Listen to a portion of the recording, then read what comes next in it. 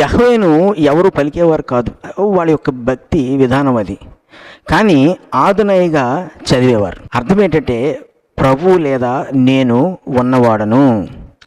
ఆదునై అంటే అర్థం ఇంకా ఏంటంటే అన్నిటిపైన దేవునికి సర్వోన్నతమైన అధికారము ఉన్నది. అందుకే కీర్తనలు 110:1 వచనంలో అక్కడ కీర్తనకారుడు అంటున్నాడు, ప్రభువు అంటే యెహోవా నా ప్రభువుతో అంటే ఆదునైతో సెలవిచ్చిన వాక్కు. ప్రభువు నా ప్రభువుతో సెలవిచ్చినని మనం చదివేస్తాం.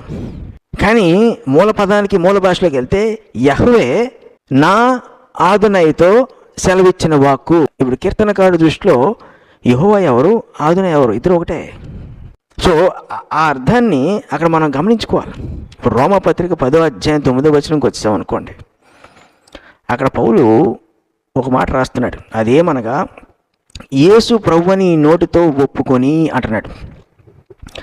నాకు తెలిసి చాలామందికి ఈ విషయం తెలియదు. ఇక్కడ మన సంఘాల్లో పౌలు యొక్క థియాఫనీ అంటే దేవుణ్ణి అర్థమయ్యేటట్లుగా చూపించగలిగే ఆ విధానాన్ని ఇక్కడ వాడుతున్నాడు.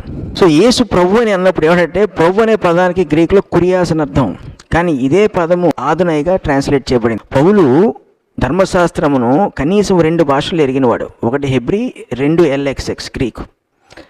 ఇప్పుడు అతని మైండ్లో 2 రన్ అవుతూ ఉంటాయి.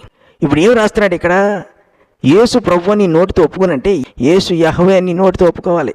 ఈయనే ఆయన అనట్లేదు, కానీ యేసు యెహోవాకు చెందినవాడు, యెహోవాలో ఉన్నవాడు, దేవత్వములో ఉన్నవాడు అని చెప్తున్నాడు. సో ఇంకా చూస్తే ఈ 10వ అధ్యాయము 11-13 వచనాలు రోమాపత్రికలో ఎందుకనగా ముఖ్యంగా 13వ వచనం అంటున్నాడు, ప్రభువు నామమును బట్టి ప్రార్థన చేయవాడెవడో వాడు రక్షింపబడును. ప్రభువు నామమును బట్టి అంటున్నప్పుడు ఏమంటున్నాడు అక్కడ, ప్రభు అంటే ఆదునై, ఆదునై నామమును బట్టి ప్రార్థన చేయవాడెవడో వాడు రక్షింపబడును. ఇది ఇక్కడ పౌలు కొత్తగా రాయట్లేదు.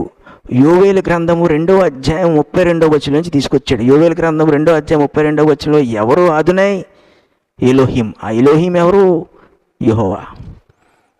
అక్కడిది తీసుకొచ్చి ఇక్కడ యేసుక్రీస్తు ప్రభువుకి దాన్ని ఆపాదించాడు. ఇప్పుడు తన దృష్టిలో 2 దేవుళ్ళ, ఒక్క దేవుడా? యేసు ప్రభు దేవుడా కాదా? యేసు ప్రభుని ఆరాధించొచ్చా, ఆరాధించకూడదా?